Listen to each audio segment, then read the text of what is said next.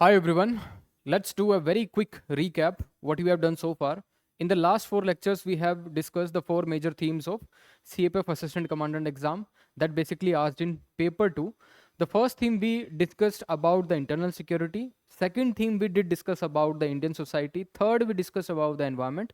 And the fourth theme we did discuss about the Indian economy. Now in today's video, we'll try to understand the Indian polity. What are the questions basically UPSC asked in CAPF exam from the Indian polity theme, and what are the sources you need to refer to solve these particular questions. Sources के ऊपर बात करेंगे. Then we'll talk about uh, should we focus on the core politics, क्या हमें core politics के ऊपर focus करना चाहिए, or is it with respect to the current affairs maximum questions come from these area, current affairs से ही काम चल सकता है नहीं चल सकता है.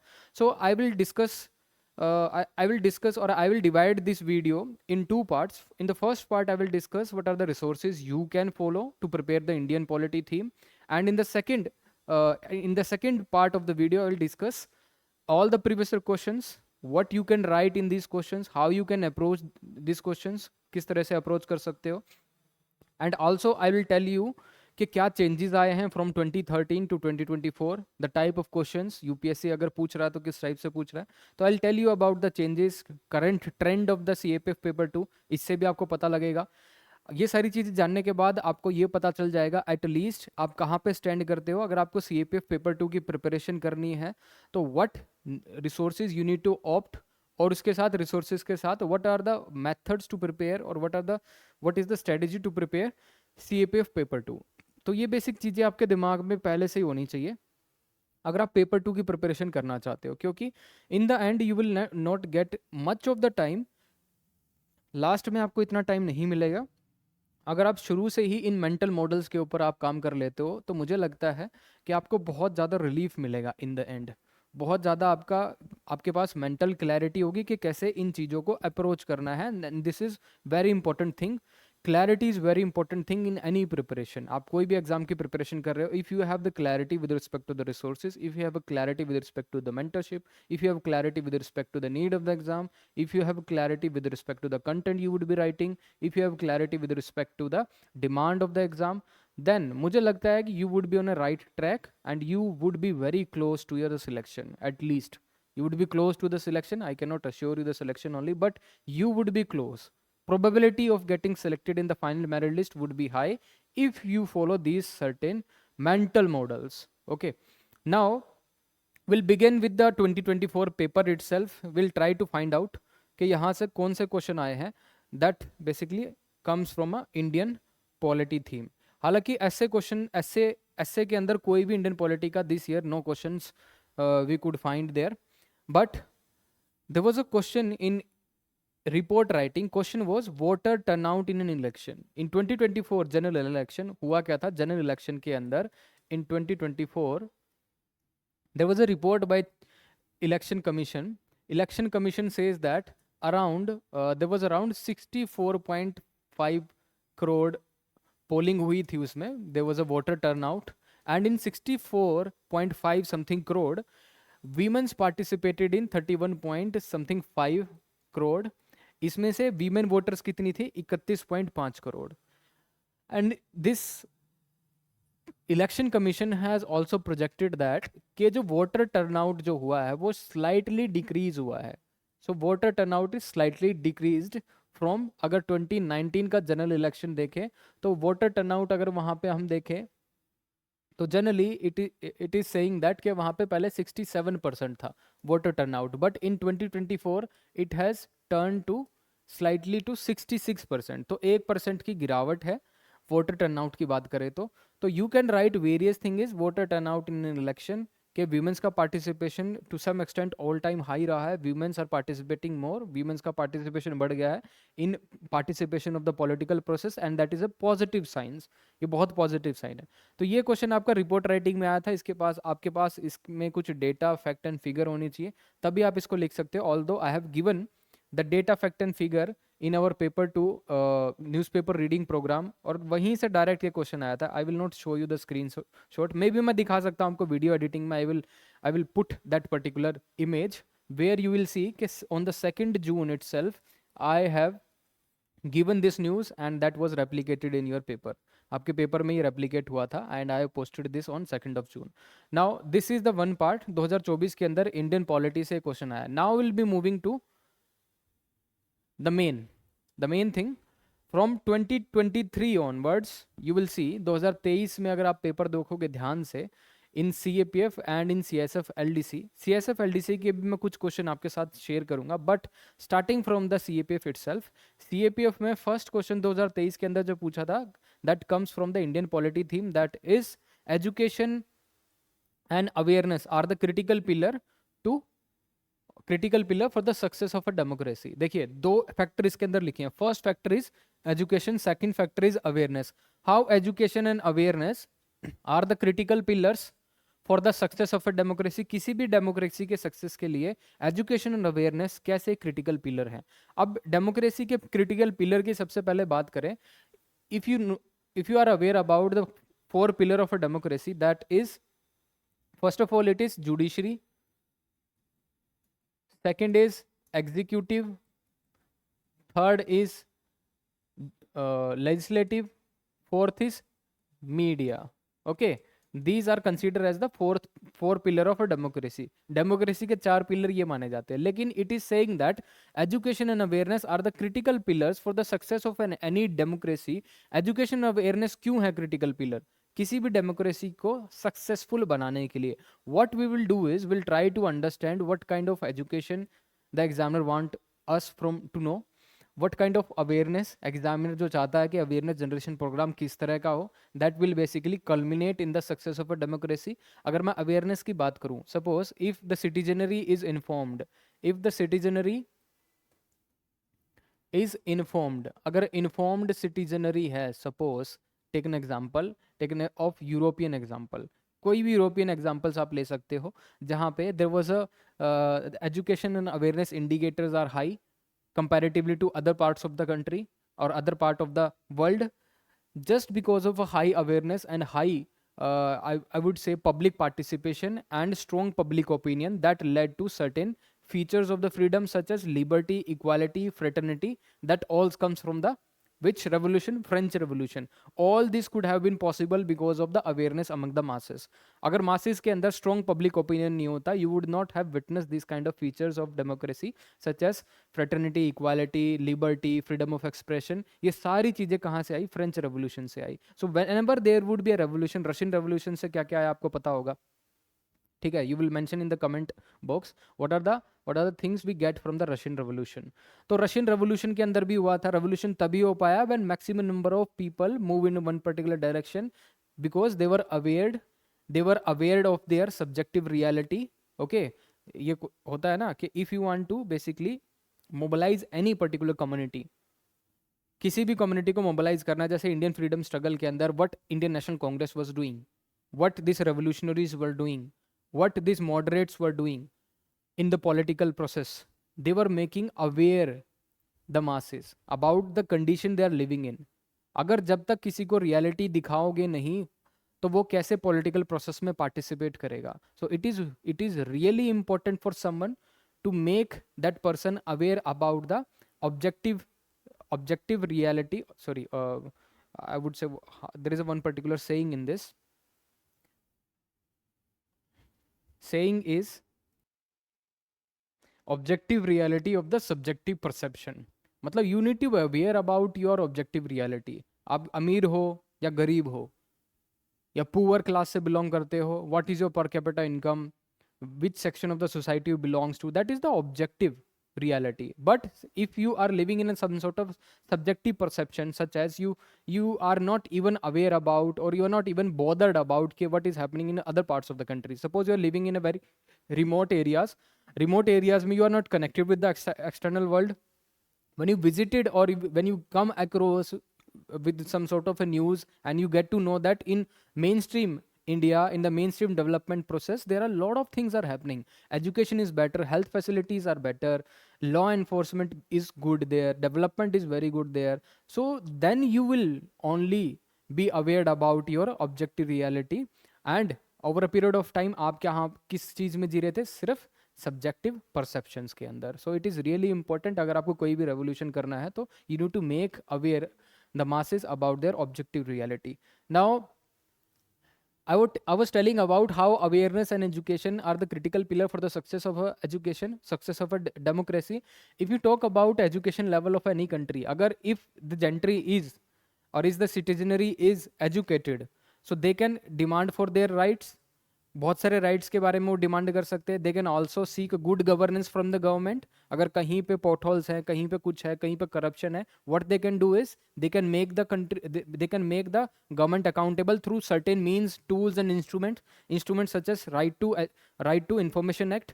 तो आरटीआई एक्ट के अंडर भी क्या कर सकते हैं, they can make the government अकाउंटेबल. और कौन कौन से हो सकते हैं? There is a prevention of corruption act is there is the anti bribery act is there is a lokayukta act जहाँ पे आप क्या कर सकते हैं, you can report to Lokayukta. There is a central vigilance commission जहाँ पे आप क्या कर सकते हो, if there is a some sort of a corruption activities going on, you can write to the central vigilance commission और वहाँ से वो क्या कर सकते हैं, दे can do certain operation, sting operation भी कर सकते हैं. So if the citizenry is educated and awared, that will lead to the success of a democracy. Suppose take an example of personalized example लेता हूँ, जैसे B R Ambedkar. So our forefather or constitutional maker B R Ambedkar, what he did was he made a constitution that basically culminated or basically given all the features जो कि हर एक तबके के development के लिए जरूरी था. Okay, even also for the marginalise section of the society, ताकि उनका प्रोसिक्यूशन ना हो सके, ताकि उनको एक्सप्लॉइट ना किया जा सके. That only happened because B R Ambedkar was awared about the current situation of the country. वो अवेयर थे current situation of the country because untouchability was prevalent at that particular point of time, inequality was there, social status was there, caste was there, okay, social mobility was not too much at particular point of time. So B R Ambedkar was aware, that is why he included certain measures in the constitution itself, जिससे क्या हो सके, जिससे those section of the society, those marginal section of the society would get some sort of protection from other players. ठीक है, तो ये एक पर्सनलाइज एग्जाम्पल था. बहुत सारे एग्जाम्पल हो सकते हैं. There are number of example, there are number of things which I can mention. जैसे if the particular citizenry is educated, suppose अगर एजुकेटेड है तो क्या होगा, एजुकेटेड है तो suppose take an example of women. If women is educated, तो women अगर एजुकेटेड होगी तो क्या होगी, she will have decision making power, she will have more say on the reproductive rights, she will have the time to decide when she want to get married. There would be less cases of crime against women if the women is empowered. Suppose if all the people are educated, if literacy level is high in certain areas, so chances are the crime related activities would be really low in that area, अगर people are educated and aware. okay, तो इस चीज़ों से भी आप connect कर सकते हो. पर्सनलाइज मतलब पर्सनलाइज एग्जाम्पल भी ले सकते हो और इंटरनेशनल एग्जाम्पल भी ले सकते हो. Example such as French revolution, example such as Russian revolution. Okay, now the second thing is party politics in India is a flourishing family business. That question was asked in the year 2021. 2021 के अंदर ये question पूछा था, how party politics in India is a flourishing family business. देखिए party politics से तो आप समझते हो पार्टी पॉलिटिक्स, ठीक है, बट पार्टी पॉलिटिक्स इंडिया के अंदर एक फ्लरिशिंग फैमिली बिजनेस क्यों है, आपको इसके ऊपर लिखना है. Now there was a one particular event जहाँ पे वन कांग्रेस प्रेसिडेंट का इलेक्शन होना था. कांग्रेस प्रेसिडेंट का शायद इलेक्शन नहीं हुआ, even Sonia Gandhi was re elected herself to the position of president of Indian National Congress, and that says Congress का प्रेसिडेंट के लिए you are not conducting any election, there is no internal democracy itself. Political parties जो कि देश में क्या करने की कोशिश करती हैं, जो कि देश के अंदर डिस्कोर्स लाती हैं, हेल्दी डिस्कशन करती हैं पार्लियामेंट के अंदर, लोगों के राइट्स के लिए लड़ती हैं, they are upholding the certain provision of the constitution such as freedom of expression. Okay, freedom of expression, इस तरह के जो प्रोविजंस को होल्ड करती हैं in the parliament also, and also ensuring it for the citizens also. But in the political parties itself, the members of the political party, they are not enjoying the internal democracy in the political party itself. तो वो खुद ब खुद वहाँ पे enjoy नहीं कर रहे internal democracy, because we have seen कि जो प्रेसिडेंट है सर्टेन पॉलिटिकल पार्टीज, वो ही रहता है, ऐसा एक ही पॉलिटिकल पार्टी के पास नहीं है, there are number of political parties जो मेन स्ट्रीम में है, जहाँ पे only one particular person is really powerful.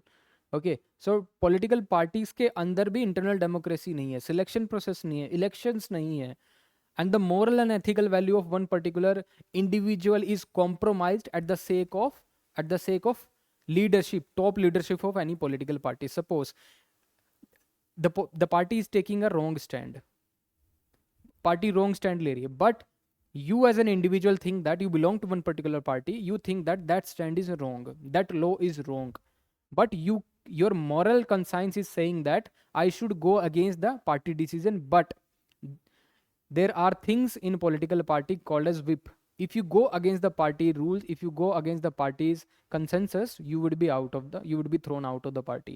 Okay, आपको निकाला भी जा सकता है. So your moral consciousness has no space in party politics. वहाँ पे आपका जो भी आपकी मॉरल कंसाइंस बोलती है वो मानते ही नहीं उस चीज़ को. ठीक है, तो party politics in India is a flourishing family business.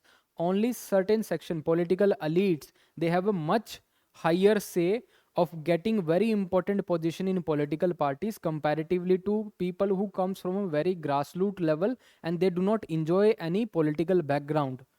अगर उनके पास political background नहीं है, it would be really difficult or even impossible to reach at a certain stage in politics अगर आपका background नहीं है तो. So that is why it is saying that party politics in India is a flourishing family business. There are multiple things you can mention in this. बहुत सारी चीज़ें आप इसके अंदर मेंशन कर सकते हो. The role of political parties, जैसे रोल ऑफ पॉलिटिकल पार्टीज क्या है? Conducting election, nominating even candidate, scrutinise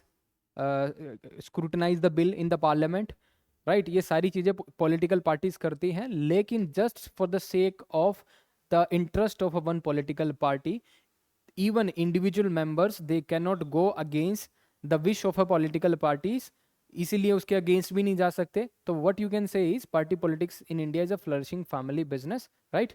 Another thing, next question is, I think you have made some sort of a idea of this, जो मैं अब आपको बोल रहा हूँ उससे कुछ समझ में आपको आ रहा होगा. Third topic is the complexity and unpredictability of Indian politics.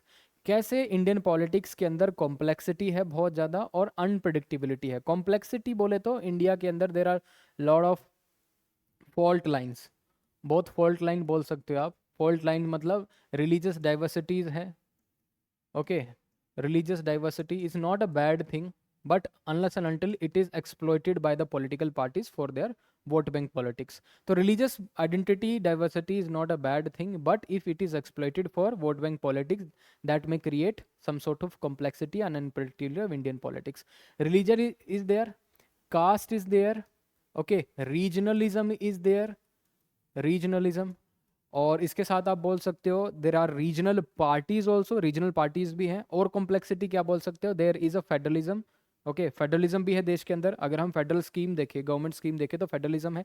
There are 3 tier of government also, Panchayati Raj से लेके, स्टेट से लेके, and even to the centre. So that also shows the complexity. Unpredictability देखें तो यू नेवर नो कि किसकी सरकार आ जाए, किसकी सरकार नहीं आती. हरियाणा के अंदर it was not even assuming कि हरियाणा के अंदर बीजेपी सरकार दोबारा आ सकती थी, but the BJP government again came into the Haryana and even into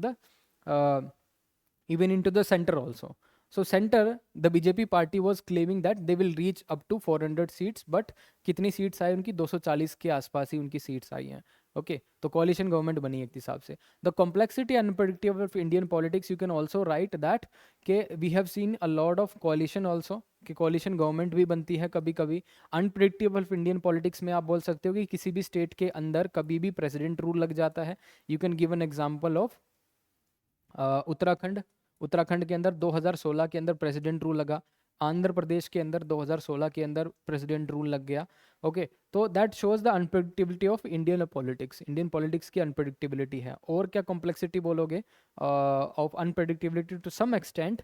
Jammu and Kashmir के अंदर even overnight Article 370 was abrogated. That also shows the unpredictability of Indian politics. Also you can tell about के predictability of Indian politics, such as even our prime minister went to the Pakistan to wish on the Nawaz Sharif's birthday. Nawaz Sharif के birthday पे wish करने गए थे, उनके daughter की शादी भी अटेंड करने गए थे मे बी. ओके, तो that shows unpredictability of Indian politics. At the same time where we think Pakistan as our enemy nation, or we are going to the Pakistan, we are extended help, we are extended a good notion, we are extended some sort of a well wish to the Pakistan, but in retaliation what we are getting deceit, धोखा मिला हमें. So regardless of Pakistan attitude, जो 2014 से पहले पाकिस्तान का attitude था, उस सभी को भुला के our this prime minister went to the Pakistan. That shows the unpredictability. एकदम से पाकिस्तान की तरफ वो गए, ओके, और वहाँ पे they have basically shown the good gesture also, but in retaliation Pakistan से हमें क्या मिला? डिसीट मिली, धोखा मिला. बट हमारा इसमें अनप्रेडिक्टेबिलिटी तो ये दिखाता है इंडियन पॉलिटिक्स का कि किसी भी तरफ जा सकता है. But after that incident India also try to renegotiate the Indus water treaty, कि इंडस वाटर ट्रीटी को भी हम रीनेगोशिएट कर सकते हैं. And after that the Pulwama like attack, we carried out certain Balakot air strike. This is the first time when Indian politics give a green signal to the armed forces or the defense forces, you can carry out any sort of attack inside the Pakistan also. आप पाकिस्तान के अंदर जाके कोई भी attack कर सकते हैं. and that was a watershed moment in the history of politics. इससे पहले पॉलिटिक्स में कभी भी ऐसा नहीं था कि आप पाकिस्तान के अंदर जाके you do certain operation. तो फिर उरी भी हुआ, ओके, बालाकोट एयर स्ट्राइक भी हमने किया, सर्जिकल स्ट्राइक भी हमने किया, बहुत सारी चीजें हमने की. That shows the complexity unpredictability of Indian politics. That is the one aspect. There are multiple aspects also you can write in this. Another is non performing parliament, unhealthy trend in democracy. Why non performing parliament is unhealthy trend in democracy? Because in a democracy, जैसे मैंने आपको बताया था, in a democracy there are 4 pillar. Democracy के 4 pillar हैं. उस 4 pillar में से एक कौन सा पिलर है? That is parliament. Okay, parliament, जिसको हम लेजिस्लेटिव बॉडी भी बोलते हैं. Okay, legislative body. पार्लियामेंट का काम क्या है? पार्लियामेंट के अंदर पीपल बेसिकली, जैसे डेमोक्रेसी बात करें, डेमो मतलब पीपल, डेमो का मतलब होता है पीपल, क्रेसी मतलब rule of people. So rule of people means directly लोग तो वहां पे पार्लियामेंट के अंदर जाके नहीं बैठते. What we do is we appoint one particular person for their on constituency. एक कॉन्स्टिट्यूंसी से इलेक्ट होकर एक पर्सन वहां पे जाता है, वहां पे एमपी बैठता है. What that MP will do, he will bring the issue of that particular local area. उस एरिया के इश्यूज जो हैं पार्लियामेंट के सामने लाएगा, संज्ञान देगा उनको, फिर उसके ऊपर लॉ बनेंगे. But since it's a very big country and there is a paucity of time also, और उस टाइम को भी अच्छे से यूटिलाइज नहीं करते हैं this parliamentarians. We have seen a lot of disruption in the house, deliberate disruption, lot of walkouts, lot of walkouts भी होते हैं पार्लियामेंट से, बहुत ज़्यादा डिसरप्शंस भी होता है. And we have seen frequent adjournment, बहुत सारी एडजर्नमेंट भी हमने देखी है. And even we have witness lot of rustication from the house also, right. 70 से 80 एमपीज जो थे एक बारी में पार्लियामेंट से निकाले भी गए थे. तो दैट शोज कि जिन पार्लियामेंटेरियंस को यहाँ पे भेजा गया है for the sake of to bring a quality discussion over the area, वहाँ पे क्वालिटी डिस्कशन करने के लिए, to bring the sensitive issue into the perspective of the government जो काम कर रही है उनके पर्सपेक्टिव में वो इशू लाना. लेकिन non performing parliament is says that कि वो सारे काम हो ही नहीं रहे हैं. ना तो वो मेजर इशू आ रहे हैं, ना तो किसी मेजर इशू गवर्नमेंट के सामने आ रहे हैं, ना तो किसी लॉ पे स्क्रूटनी हो रही है, जो कि एक पार्लियामेंट्री कमेटी का भी काम होता है. If the parliament is not even in session, तो ये सारे काम होंगे कैसे? और ये डेमोक्रेसी का तो ये जो पर्टिकुलर थिंग है कि democracy is the rule of the people, ये तो टोटल फेलियर हो जाएगा अगर लोगों की ही बात आप नहीं सुनोगे थ्रू देयर रिप्रेजेंटेटिव्स, जो कि पार्लियामेंट के अंदर जाके बैठते हैं और वो वहाँ पे काम ही नहीं कर रहे. तो that is a complete failure और unhealthy trend in a democracy. So non performing parliament is a unhealthy trend in a democracy, and that is why we can say that due to this non performing parliament the government has brought certain laws such as 3 forms law through the ordinance route. We brought NRC, we brought CAA, Constitution Amendment Act, and we brought Aadhaar also as a money bill. Okay, so इन सभी चीज़ों की scrutiny नहीं हो पाई. Money bill was brought as an Aadhaar bill was brought as an money bill. और money bill जब भी आप लेके आओगे तो क्या होगा, यू कैन नॉट स्क्रूटनाइज और you can not have a discussion on the money bill, you आपको पास करना ही पड़ेगा. अनदर थिंग इज, इसमें इतना ही लिखेंगे, बहुत सारी चीज़ें हैं इसके अंदर डिस्कशन करने के लिए, but I have given you just idea.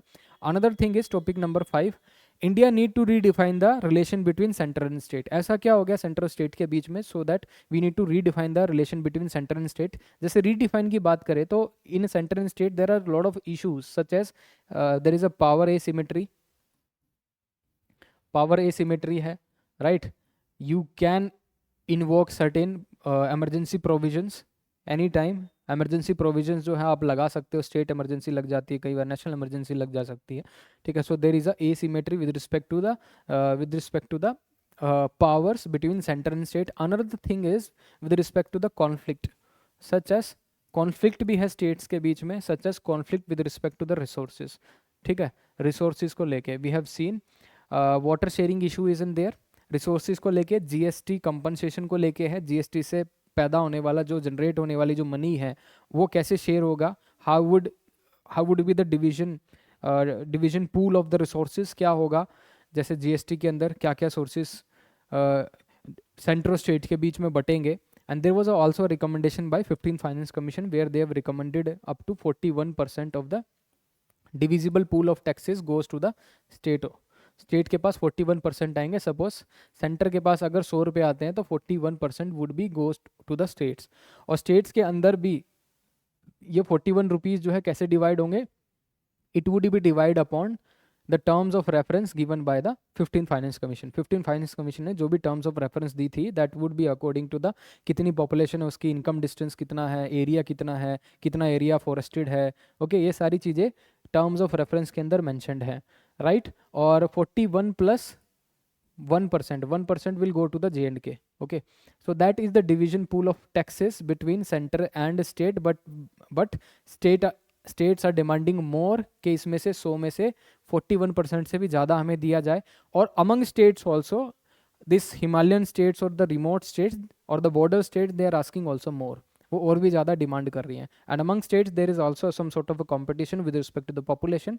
Those states which have more population, they will automatically get more number of division pool of taxes, क्योंकि according to the population itself, जिस स्टेट में ज़्यादा population होगी उसको ज़्यादा क्या दिया जाएगा, टैक्स का शेयर दिया जाएगा. So this state such as Andhra Pradesh, such as Tamil Nadu, they are also urging their population to have more number of babies so that they will have a larger say in the political system also, right. Political system में भी, because if there is a delimitation commission due, अगर delimitation commission जो है, आने वाली जो delimitation commission है, if they find out in southern states अगर population कम है तो comparatively they will get less number of seats of Lok Sabha की सीट्स कम मिलेंगी. If comparatively UP, Bihar, Haryana, Rajasthan, अगर यहाँ पे पॉपुलेशन ज़्यादा मिलती है तो there would be a some sort of re zigzag in the constituencies के अंदर री जिगजैग हो सकता है. तो मेजर और मोर कॉन्स्टिट्यूएंसी और more number of seats would be goes to the northern India. It will automatically change the scenario of Indian political system, change कर सकता है. That is a different story, but I am telling you कि ये होगा कैसे, right. So India need to define the relation between the center and state with respect to the resources, with respect to the और क्या क्या हो सकता है, redefine the relation between centre and state, such as कई बार president rule भी लग गया है, immediate president rule, then that is not a good sign, okay. So what you need to do is, last में आप ये लिख सकते हो, बहुत सारे मुद्दे और भी हैं, मैं तो 2-3 चीज़ें इसके अंदर बात की है सेंटर और स्टेट की. You can talk about the issue of Delhi lieutenant general, right, lieutenant governor and the Delhi CM, उनके बीच में बहुत टसल रहता है. You can talk about it, right. One thing you can talk about there कि Delhi versus centre, उनको there has been an allegation on the centre time and again. Delhi government is accusing even the lieutenant governor that they are not even allowing them to work for the public. काम नहीं करने देने दिया जा रहा है. तो ये सारी चीज़ें आप उसमें मेंशन कर सकते हो.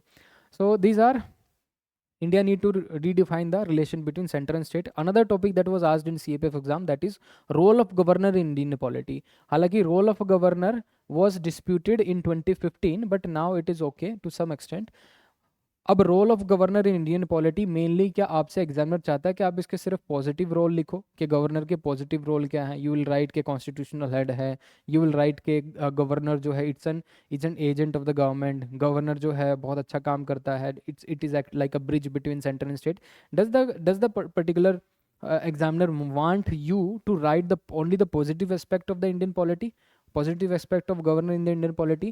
The examiner wants you to write the issues with respect to governor in Indian polity. Governor से पैदा होने वाले जो भी इश्यूज हैं उसके बारे में ये क्या करना चाहता है, डिस्कशन करना चाहता है. As you all are aware कि गवर्नर जो है, governor can reserve certain laws of the state, किसी भी लॉज को वो रिजर्व कर सकता है, and that law can be sent to the centre for some sort of a confirmation.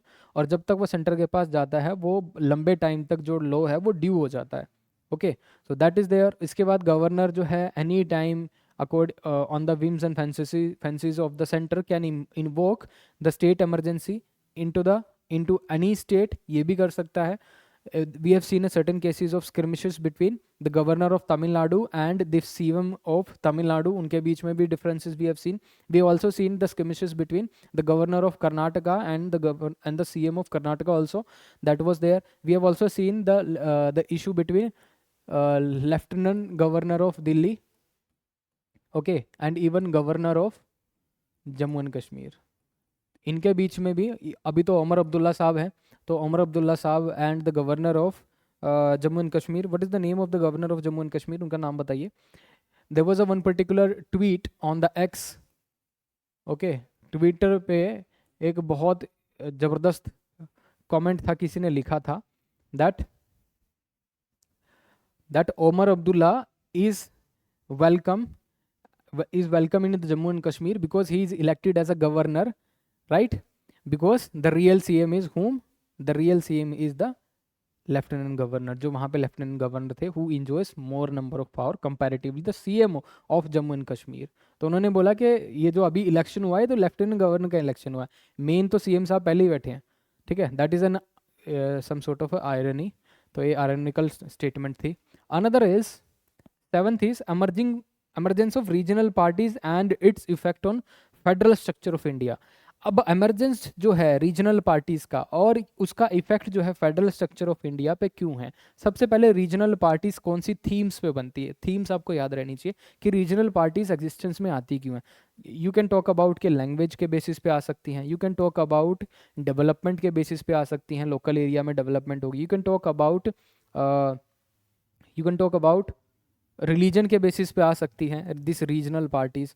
You can also talk about this regional parties come there are multiple factors also such as, अभी click नहीं कर रहा है, but there are other factors also जो कि regional parties जो हैं इनके बेसिस पे बनती है. एमरजेंस का मतलब है how this regional parties came into an emergence. ये आती क्यों है? Because there are certain section of the society, that is important. There are certain section of the society who has some close cultural ties, who has some religious identification, अपने आप से religious identify करना एक particular communities को. तो ये जब लोग जो हैं इकट्ठा होके when they push one particular group, एक किसी ग्रुप को पुश करेंगे या फिर लोगों को मोबिलाइज करेंगे, दैट मोबिलाइजेशन और that movement will turn into a formation of any regional political party. और फिर रीजनल पॉलिटिकल पार्टी बनने के बाद वो क्या करते हैं, दे can replace any central party from their state only on the issues of such as unemployment, on the issues of such as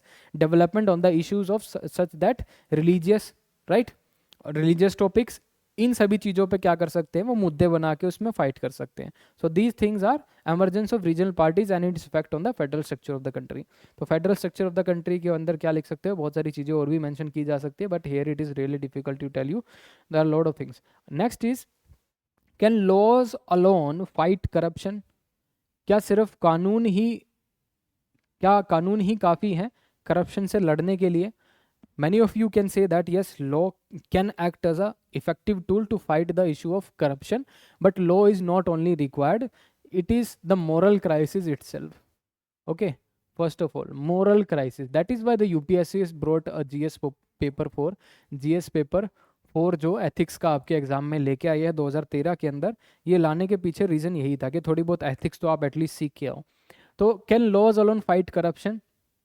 there are certain laws, despite that laws अभी भी क्या होता है, करप्शन होता है देश के अंदर. So it is the moral crisis, it is the moral, I would say the corruption first of all comes in to the person. वो मोरल करप्शन आने के बाद ही then only that particular person move for the corruption, वो corruption के लिए जाता है. अगर if a person who has an high integrity वाला बंदा है, अगर उसके सामने आप बहुत ज़्यादा ऑफर्स भी रखोगे of corruption, he will not do it because his morality is strong, he as a person has high integrity.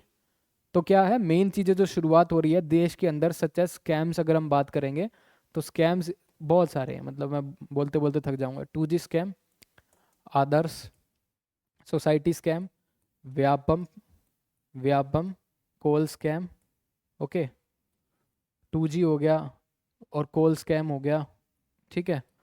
और क्या हो गया, बोफर स्कैम हो गया, बोफर स्कैम इज़ देयर. और कौन कौन से स्कैम है, स्कैम्स की तो कोई लिमिट नहीं है. Fodder scam is there. और रिसेंट स्कैम कौन सा है, job for land for job scam, land for jobs, ये भी स्कैम है. और कौन कौन से स्कैम है, even Jharkhand minister mister villain, ठीक है, उनको भी ईडी ने गिरफ्तार कर लिया है.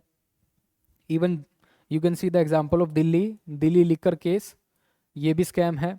ये बहुत सारे स्कैम बहुत चले हुए हैं. तो can you say that can laws alone fight corruption? If the person does not have a strong moral or ethical values, that person will try to bypass any sort of laws.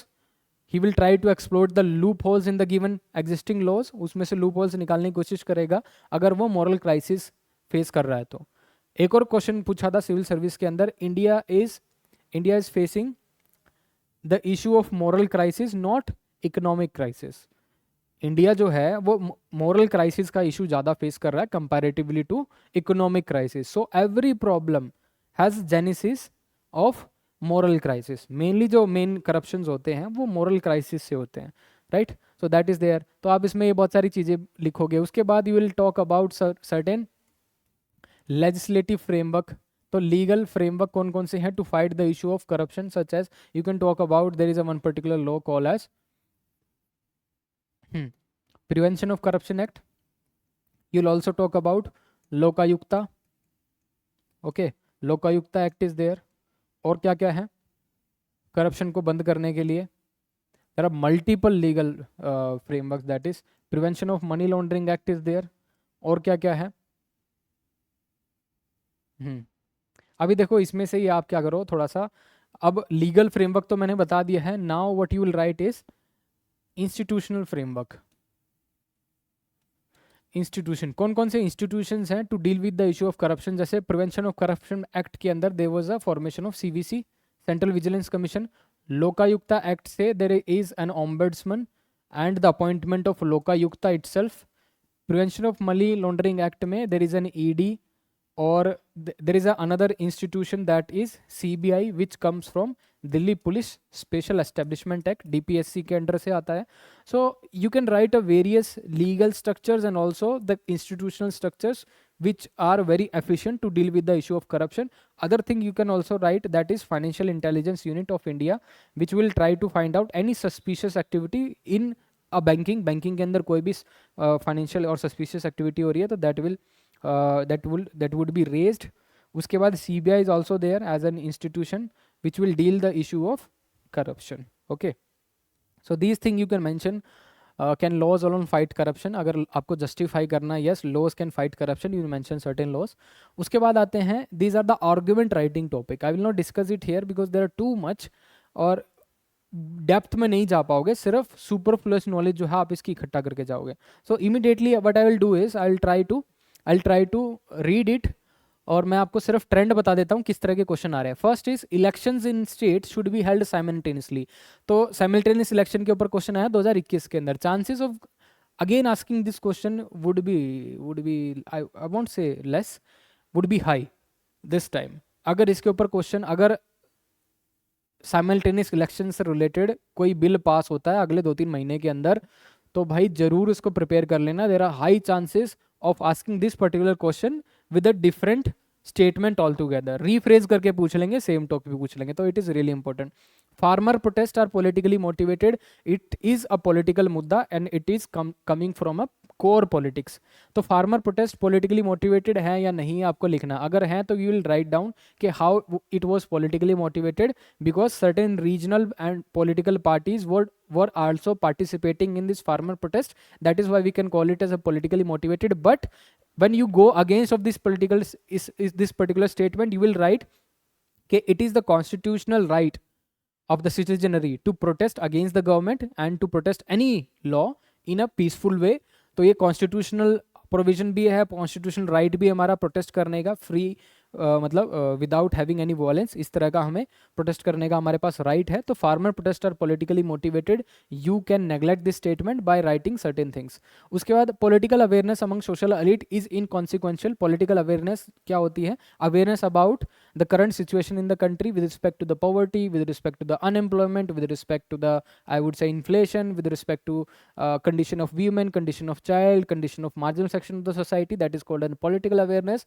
And this political awareness among social elite is inconsequential. मतलब political awareness जो है, social elite who are social elite who are rich, okay, social elite who are the children of even the politicians or even the children of the bureaucrats, even the children of certain social elite who are in a higher section of the society, higher pedestal also.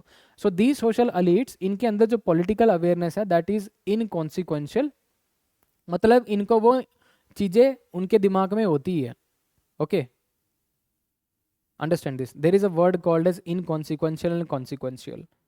Consequential मतलब political awareness among social elite जो है वो होती ही है. Inconsequential का मतलब ये जरूरी नहीं है. Political awareness among social elite is inconsequential, that is not necessary. If any person coming from a social background, they may have certain awareness about the political issues of the country, okay, that is not necessary. तो यही आपको इसके बारे में discuss करना है. Country के अंदर और भी मुद्दे क्या है, जैसे पॉवर्टी से रिलेटेड, कंट्री में और भी मुद्दे क्या हैं, ग्रास रूट लेवल इशूज़ क्या है, कंट्री में और भी मुद्दे क्या हैं with respect to the women issue, with respect to the marginalise section of the society, poverty, inflation, food insecurity, lot of issues are there. So you can write it. Another is note ban an effective tool against the black money. 2018 के अंदर argument writing में पूछा था, if you find that note ban is an effective tool against the black money, you can write in the favour of the statement at least 5 points. If you think that note ban was not effective, 99% of the money was got back in to the system. There was an issue of a lot of economic disruption. There was a decline in also economic growth of the country. There was a loss of businesses also, okay, for the micro, small and medium enterprises. That was also considered as a big disruption, economic growth of India, right? And this note ban was not, I would say, a leveler, because the person who were affluent, who has some sort of a network, उन्होंने तो अपने जल्दी से exchange करा भी ली थे. They bought some gold, उन्होंने gold वोल्ड खरीद लिया, ठीक है. दे परचेज द गोल्ड, और गोल्ड बैक डेट में क्या बना दिया, उसका बिल बना दिया, 1 साल पहले का बिल बना दिया. बहुत सारी शॉप्स ने ऐसा काम किया था. द पर्सन हु हैज़, जिनके पास भी ब्लैक मनी था, वो सुनार के पास गए और उन्होंने 1 साल पहले का बिल बना के उनको दे दिया. So indirectly that money was turned into what, that money was turned into a gold. So it basically only exchanged the hand or only exchanged the state of that particular money. So note ban, effective tool against black money, you can write various things about it. There is one particular ideology of Mao, that is power flows from the barrel of the gun. This question was from the Naxalism itself. So Naxalism की जो ideology है, Maoism, is depends upon this particular ideology. Power flows from the barrel of the gun. You can write certain things in support of the statement. Yes, for the total, I would say, revolution in the society or total annihilation of the caste system, what we need to do is we need to resort to the power, we need to resort to the violence, we need to resort to the extreme steps so that total annihilation of the caste system can be done and a stateless society can be built. So you can write in this way, okay, power flows from the barrel of the gun. You can write certain examples also of Russian revolution when the power changes, जहाँ पे जब power change हुई थी, the violence was also there. French revolution, violence was also there. So whenever you want to bring a total revolution in any society, there the employment of violence would be there.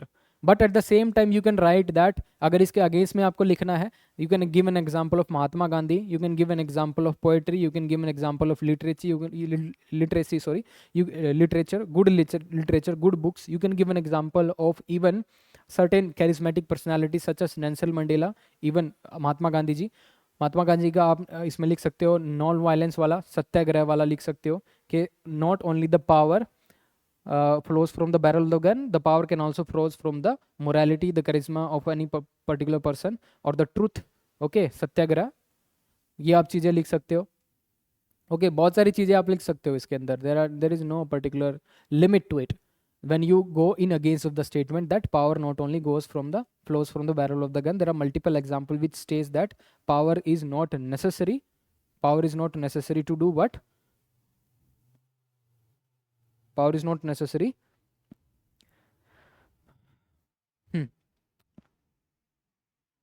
Okay, that is there. चलो छोड़ो इसको, next देखते हैं। Democracy slows down the pace of a government. Do you think that, because since we adopt a model of a democracy, हम democracy को क्या है adopt करते हैं, do you think that democracy slows down the pace of development? Do you agree with this? To some extent you can write कि हाँ, in a constitution, in our constitution there are lot of things जिसमें एक, अगर if a one person is also aggrieved of land, I would say, अगर उसको क्या बोलते हैं, जब लैंड को सरकार क्या कर लेती है, जब्त कर लेती है लैंड को, मतलब लैंड को चेंज कर लेते हैं, what do we call it, land compensation and all. Okay, तो अगर किसी पर्टिकुलर गरीब किसान की लैंड को एक्वायर किया जाता है, acquire is the right word, तो एक्वायर किया जाता है, then person, that one person go to the supreme court और इवन द हाई कोर्ट, अगर उसके फंडामेंटल राइट्स को वायलेट किया जा रहा है। सो इन दैट इवेंट वो इंडिविजुअल आदमी तो अपने फंडामेंटल राइट को एक्सरसाइज कर रहा है, but there is an issue with respect to the overall development of the region और overall development of the country also. So in a democracy that is the beauty, अगर individual के fundamental rights जो हैं वो infringe हो रहे हैं, that individual go to the judiciary और judiciary will give some sort of relief to that person, और उसमें क्या करेगा, even the construction can be altered और even some sort of relief, maybe a major compensation would be given to that particular individual. So in a democracy, every individual has some sort of a freedom to exercise their own right. So yes, no doubt democracy slows down the pace of development, but the development would be more sustainable, the development would be more equal, the development would be more in a social development sense. तो आप इसमें ये भी लिख सकते हो, but in a case you can give an example of China where there is no complete even democracy and no dictatorship, बीच का China के अंदर। you can give an example of North Korea where there is no democracy, but वहाँ पे तो development है ही नहीं, despite having an authoritarian government or even a tyranny, तो वहाँ पे तो कोई डेवलपमेंट, मेजर डेवलपमेंट नहीं दिख रहा है, फूड सिक्योरिटी के इशू हमें वहाँ पे दिख रहे हैं। So yes, development to some extent slows down the pace of a development, democracy to some extent slows down the pace of a development, but this development would be more of equitable in nature, that would be sustainable in nature. Okay, next is pre-poll alliances are better than post-poll partnership. जैसे pre-poll alliances such as India बना था in general election, कौन कौन सी party थी पता नहीं, इतनी parties है इसके अंदर, आम आदमी party, Congress and all. So this is called as in pre-poll alliances and these are better than post-poll partnership. Post-poll partnership क्या बोलते हैं, जो डिफेक्शन होता है। तो इसके बीच में बोला गया है कि प्री पोल अलायंसेस बेटर है than post poll partnership, because yes, post polling partnership such as there was an example, suppose Haryana के अंदर जेजेपी पार्टी होती थी 2019 के अंदर जब इलेक्शन हुए, हरियाणा स्टेट इलेक्शन, तो जेजेपी पार्टी ने क्या किया, जेजेपी पार्टी ने बीजेपी पार्टी के अगेंस्ट वोट मांगे, लेकिन जब जेजेपी पार्टी की 11 सीट्स आई और बीजेपी पार्टी की सरकार नहीं बन रही थी, when the JJP party was offered a seat of deputy CM, तो डेप्यूटी सीएम की जब उनको पोस्ट ऑफर हुई और सर्टेन इंपॉर्टेंट की मिनिस्ट्रीज उनको दी गई, तो क्या किया गया, this deputy CM moved to the BJP, BJP के साथ उसने क्या कर लिया, पोस्ट पोल पार्टनरशिप कर ली। तो that is a complete betrayal of the mandate of the people who give vote against the BJP goes to whom, goes to JJP and JJP supported BJP. That is the complete betrayal. So this time in 2024 JJP को एक भी seat नहीं आई। So pre-poll alliances are better than post-poll partnership. You can write in certain way. Another thing is a casteless society become distanced through issues raised by reservation policies. I think I've discussed this topic in Indian society also. Ninth is control of social media is an anti-democratic process. This is important this year also. This particular thing is really important. How control of a social media is an anti-democratic procession. बहुत important है भाई, proposition, sorry, not procession.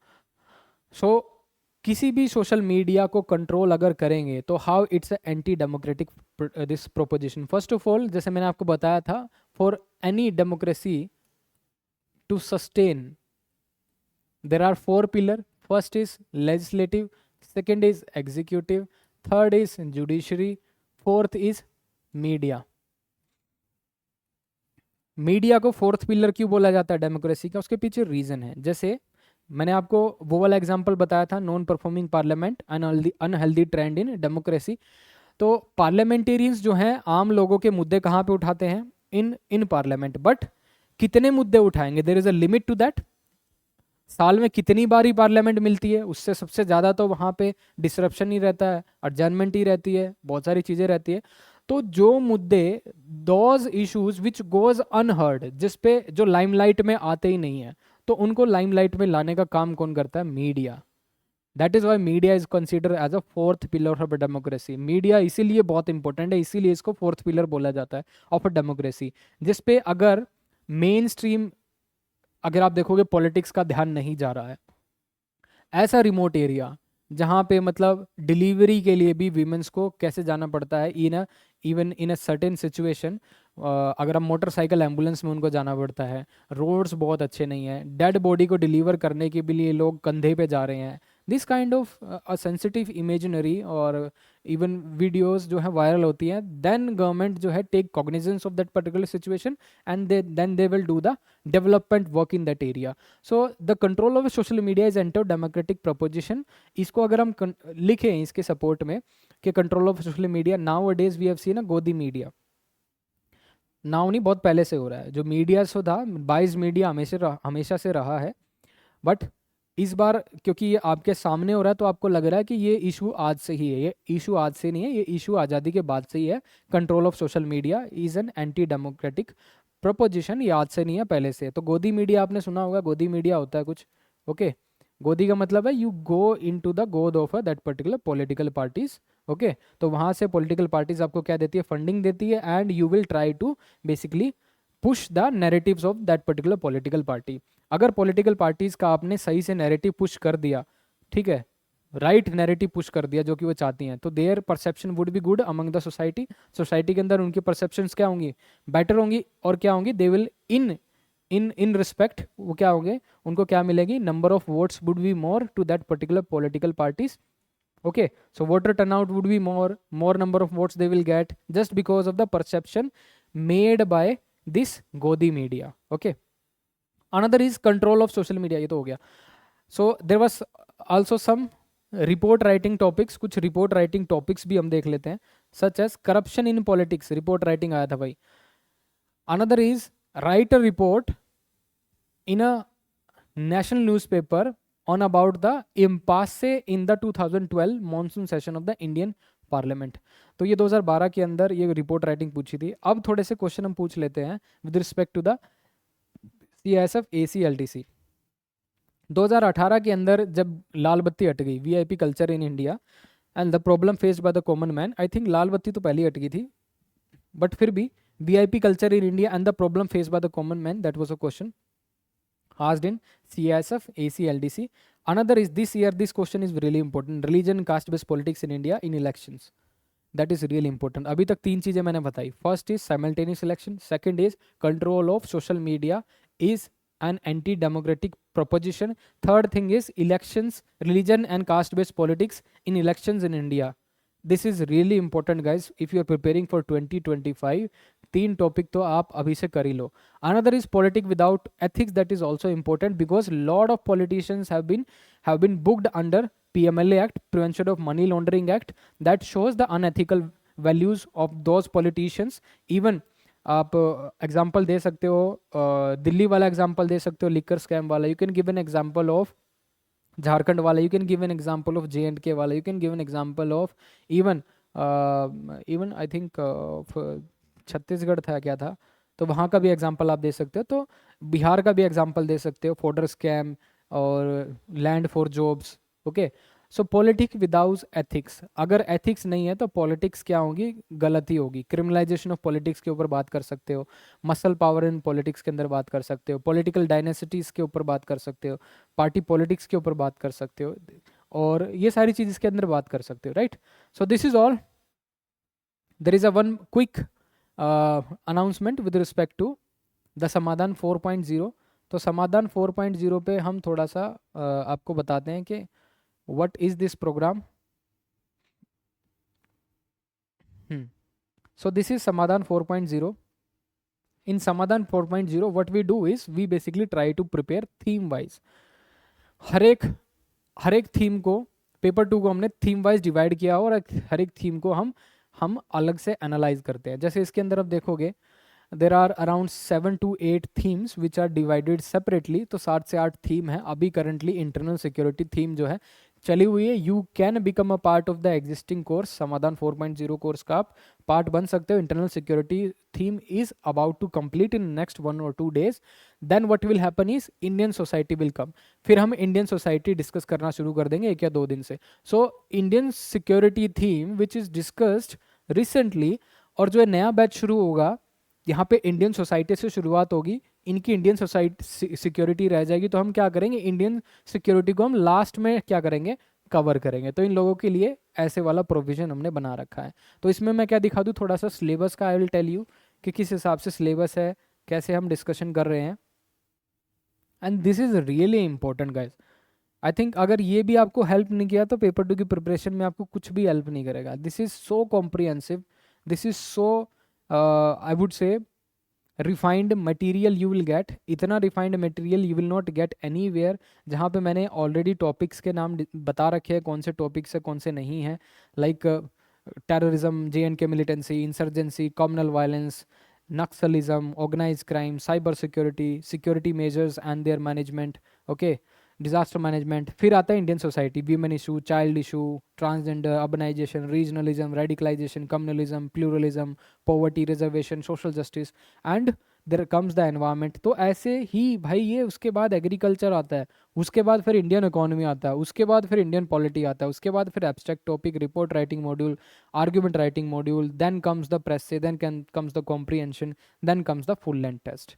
Okay, so here the 4 full length tests will also given to you along with the sectional test of after each theme, वो भी आपको दिए जाएंगे। so these are the certain highlights of the program. if you want to become the part of this program, this is the right time. otherwise जितना late करोगे, delay करोगे, prices तो कम नहीं होने वाले, prices will remain the same, but आपको maximum time यहाँ से मिल सकता है। you will get the time to extract maximum from me। मुझसे, मेरी नॉलेज से, मेरी एक्सपर्टीज से आपके पास ज़्यादा टाइम रहेगा to extract that before the exam. Suppose unfortunately you get connected with me from 2 months before the exam, तो आपको कितना नुकसान हो सकता है नहीं हो सकता है। तो जो चीज़ें आप पहले सीख सकते थे, जो चीज़ें आप पहले ठीक कर सकते थे, with the same amount of money you invest this particular time, और same amount of money you invest when you were very near, और when you are very near with the exam. तो it is wiser decision if you get in, if you connect with us this time. बाद में तो आप panic buying करते हो, बाद में आपका दिमाग काम नहीं करता, बाद में आप बेवकूफ़ बनते हो। So this is all with respect to this Indian polity theme. Indian polity की थीम के लिए कुछ रिसोर्सेज जो हैं, देर इज़ अ रिसोर्सेज, मैं आपको बता देता हूँ कौन सी है। रिसोर्सेज है पोस्ट इंडिपेंडेंस इंडिया, सॉरी, एक तो इंडिया सिंस इंडिपेंडेंस है, इंडिया सिंस इंडिपेंडेंस, ये बुक है, पीली सी बुक है, ये आप ले लेना। एक और क्लास 11th की बुक है, political theory, class 11 book political theory, ये बुक पढ़ लेना, जिस पे चेस बोर्ड बना हुआ है, ठीक है, जिसके अंदर बहुत सारे चीज़ें जो हैं मेंशन्ड है पहले ही, ठीक है, फ्रीडम क्या होती है, रीजनलिज्म क्या है, ये बेसिक चीज़ें उसके अंदर। So okay, this is all, thank you guys.